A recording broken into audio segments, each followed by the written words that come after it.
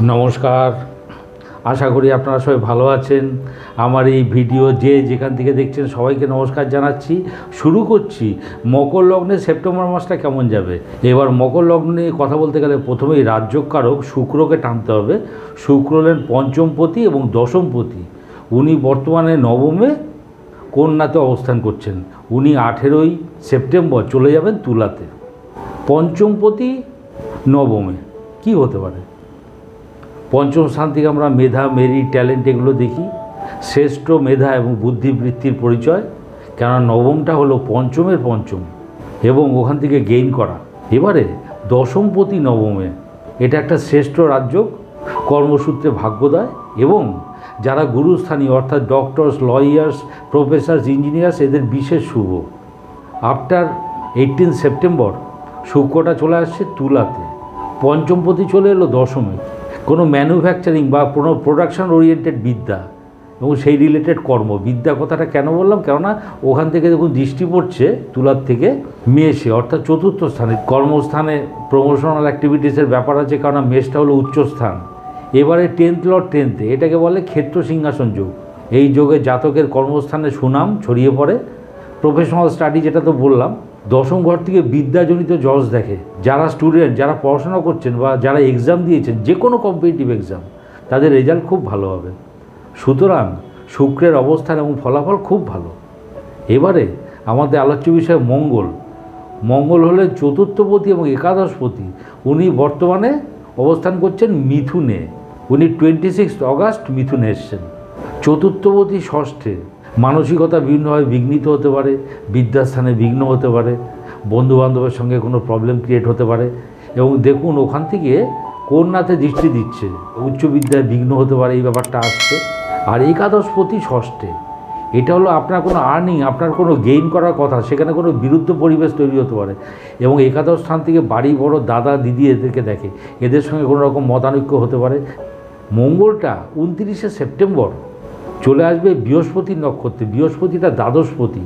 কোনো প্ল্যানেট ষষ্ঠ ঘরে অবস্থান করে যদি দ্বাদশপতির নক্ষত্র ধরে নেয়, ষষ্ঠ দ্বাদশ কম্বিনেশন হয়ে গেল, এটা একটা বিপরীত রাজ্য।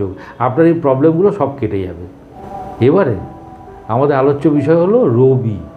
রবি হচ্ছেন অষ্টমপতি। উনি বর্তমানে অষ্টমে অবস্থান করছেন সিংহে। 17 সেপ্টেম্বর চলে যাবেন কন্যাতে। তাহলে কি হতে পারে? অষ্টমপতি অষ্টমে, এটা একটা বিপরীত রাজ্য হয়ে গেল। ষষ্ঠ, অষ্টম, দ্বাদশপতি যে ভাবে থাকে সেই ভাবটা হানি করে। তাহলে অষ্টমপতি অষ্টমে অষ্টম ভাবটা হানি করবে। তাহলে কী হবে? আপনার যে টেনশান, যে অ্যাংজাইটি এগুলো থাকবে, এগুলোকে কাটিয়ে দেবে। অষ্টমপতি রবি ওখান থেকে দৃষ্টি পড়ছে দ্বিতীয় স্থানে। আপনার কথাবার্তা নিয়ে কোনো ক্যাওস হতে পারে, কোনো সংশয় তৈরি হতে পারে, ওগুলো কেটে যাবে। আপনার অ্যাসেটস, ওই নিয়ে কোনো সংশয় সমস্যা থাকলে ওগুলো কেটে যাবে। আত্মীয় কুটুম্ব বা পরিবারের অভ্যন্তরে কোনো ব্যাপার নিয়ে টেনশন হলে ওগুলো কেটে যাবে। চোখ নিয়ে সমস্যা, এই ব্যাপারটা সাবধানে থাকবেন, ওটাও কেটে যাবে। এবারে আফটার 17 সেপ্টেম্বর রবিটা চলে আসছে নবম ঘরে। টেনশান বা অ্যাংজাইটি, তার মধ্য দিয়ে ভাগ্যোদয়, এটা বোঝাচ্ছে। আনএক্সপেক্টেডভাবে ভাগ্যোদয়, এটাও বোঝাচ্ছে। হাতে কোনো চোটাঘাত লাগতে পারে, এই ব্যাপারে সতর্ক থাকবেন। ছোট ভাই বোন এদের সঙ্গে কোনো মতানৈক্য হতে পারে। এবারে আমাদের আলোচ্য বিষয় বৃহস্পতি, তৃতীয়পতি এবং দ্বাদশপতি। উনি বর্তমানে অবস্থান করছেন পঞ্চমে বৃষে এবং মৃগশিরা নক্ষত্রে। তা তৃতীয়পতি পঞ্চমে কি হতে পারে? হাত দিয়ে কোনো ক্রিয়েটিভ কিছু করা, কোনো কারিগরি বিদ্যা, ওইটা শিক্ষা করতে পারেন। তৃতীয়পতি পঞ্চমে থেকে চতুর্থপতি মঙ্গলের নক্ষত্র ধরে নিয়েছে, মৃগশিরা নক্ষত্র। সুতরাং এই বিদ্যার ব্যাপারটা চলেই আসছে। মঙ্গলটা একাদশপতিও বটে, ওখান থেকে গেইন করবেন, প্রাপ্তি যোগ আছে।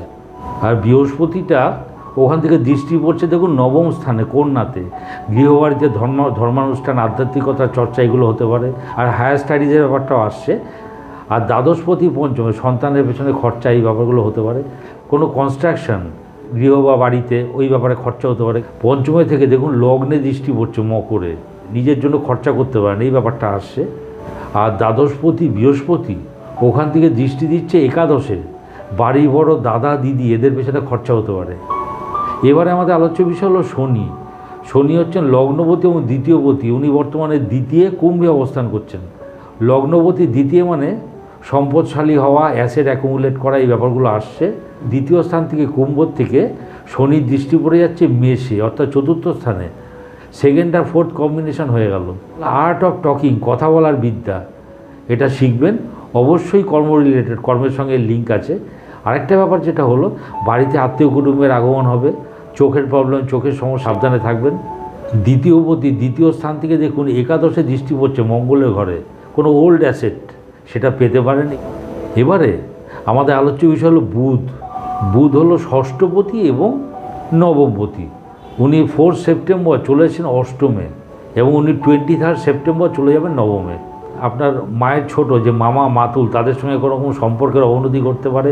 আর ষষ্ঠপতি অষ্টমী মানে যেটা হচ্ছে, যেটা বিপরীত রাজ্য, ষষ্ঠ অষ্টম দ্বাদশপতি যে ভাবে থাকে সেই ভাবটা হানি করে। তার ষষ্ঠপতি অষ্টমে অষ্টম ভাবটা হানি করবে, মানে আপনার যত রকমের টেনশান এগুলো অনেকটা কাটিয়ে দেবে। নবমপতি অষ্টমে নানাভাবে ভাগ্য বিড়ম্বনায় পড়তে পারেন, কোনো রোগভোগের ব্যাপারে ডাক্তারের কাছে যেতে হতে পারে। আফটার 23 সেপ্টেম্বর বুধটা চলে আসছে নবমে, তাহলে ষষ্ঠপতি নবমে মানে অবস্ট্রাকশন, বাধা বিপত্তির মধ্য দিয়ে ভাগ্যোদয়। ভাগ্যোদয়ের কথাটা কেন বলছি, কেন আলটিমেটলি প্ল্যানেটটা গিয়ে পড়ে গেছে নবমে। এবার ভাগ্যোদয়ের পেছনে মাতুল, মামা, তাদের মাসি, তাদের কোনো এফেক্ট থাকতে পারে। আর নবমপতি নবম, এটাকে বলে চন্দ্রপ্রভা যোগ। এই যোগে জাতক সম্মান লাভ করে, নিজের উদ্যমে ভাগ্যোদয়, এই ব্যাপারটা আসছে। সুতরাং সেপ্টেম্বর মাসটা মকর লগ্নের পক্ষে ভালো যাওয়া উচিত। ভিডিওটি ভালো লাগলে লাইক, শেয়ার, সাবস্ক্রাইব করুন। সবাই ভালো থাকবেন। নমস্কার।